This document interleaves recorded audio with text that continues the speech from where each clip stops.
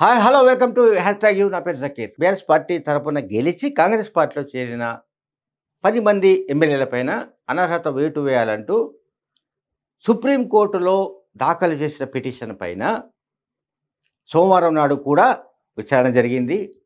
ఈ విచారణ మళ్ళీ ఫిబ్రవరి 18కి వాయిదా పడింది.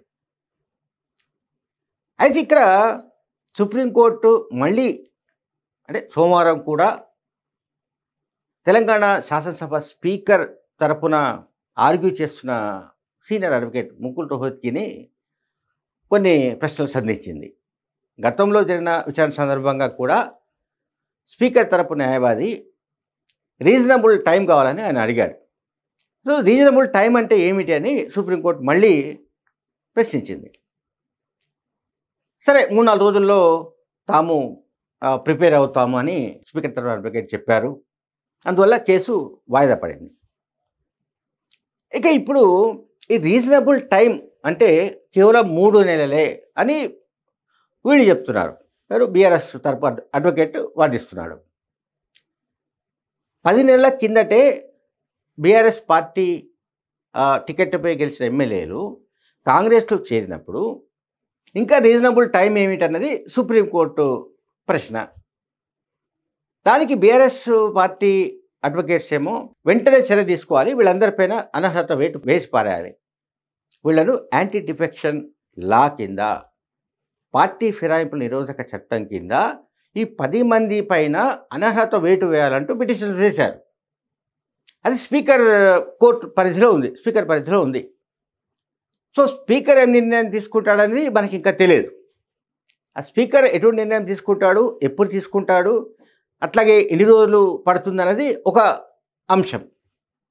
సుప్రీంకోర్టును ఎందుకు ఆశ్రయించారంటే ఈ మధ్యకాలంలో మణిపూర్ మరికొన్ని చోట్ల కూడా ఇటువంటి కేసెస్ వచ్చినప్పుడు వాళ్ళపైన అనర్హత వేటు వేసినట్టుగా బీఆర్ఎస్ పార్టీ ప్రచారం చేస్తోంది. సో ఆ జడ్జిమెంట్స్ను బేస్ చేసుకొని వాళ్ళు దీన్ని ముందుకు తీసుకొచ్చారు. ఈ కేసులో కూడా వాదిస్తున్నారు.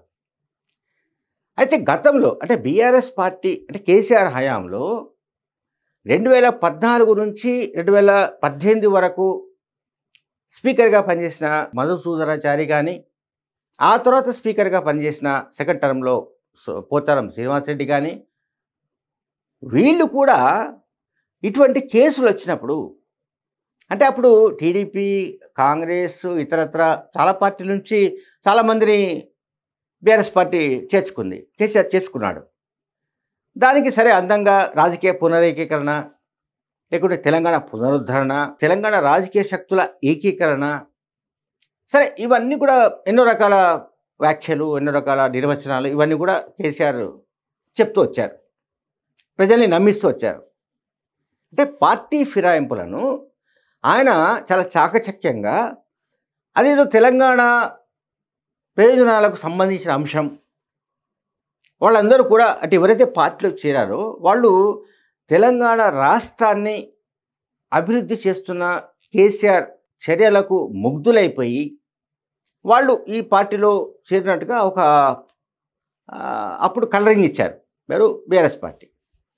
ఇప్పుడు ఏంటంటే బీఆర్ఎస్ పార్టీ నుంచి కాంగ్రెస్లో చేరారు కనుక ఇక వాళ్ళపైన అనర్హత వేటు వేయాలి. ఇప్పుడు రీజనబుల్ టైం అంటే 3 నెలలని వీళ్ళు వాదిస్తున్నారు. మరి ఆ 2 టర్మ్స్లో కూడా మనం 9.5 years ఏదైతే టర్మ్స్ ఉన్నాయో ఆ కేసీఆర్ హయాంలో ఫిరాయింపులకు సంబంధించిన విషయంలో కాంగ్రెస్ కావచ్చు, మిగతా పార్టీలు కానీ చేసిన ఫిర్యాదుల పైన ఎన్నికల సమయం వరకు 5 years దాకా పెండింగ్ పెట్టిన అనుభవాలు ఉన్నాయి. అదంతా వేరు మళ్ళీ, ఎందుకంటే బీఆర్ఎస్ అనేది ఒక ప్రత్యేక సిలబస్తో నడుస్తూ ఉంటుంది. కేసీఆర్ ఆ పార్టీ అంతా కూడా డిఫరెంట్ సిలబస్ వాళ్ళది, డిఫరెంట్ కరిక్యులము, డిఫరెంట్ స్కూల్ అదంతా కూడా. అందువల్ల ఆ స్కూల్ కేసీఆర్ స్కూల్లో ఏం చెప్తే అదే పాఠం, ఇంకా కొత్తగా ఏమీ చర్చించాల్సిన పని లేదు. అందువల్ల గతంలో కేసీఆర్ హయాంలో ఫిరాయింపులు సబబు, కేసీఆర్ కాకుండా మరొకరెవరైనా లైక్ ఇప్పుడు కాంగ్రెస్లో చేరారు కనుక ఇది చట్ట వ్యతిరేకము అండ్ ఇది ఫిరాయింపుల నిరోధక చట్టం కిందకి వస్తుంది అనే ఒక వాదనను బీఆర్ఎస్ పార్టీ చాలా బలంగా ముందుకు తీసుకొస్తుంది. Thank you very much.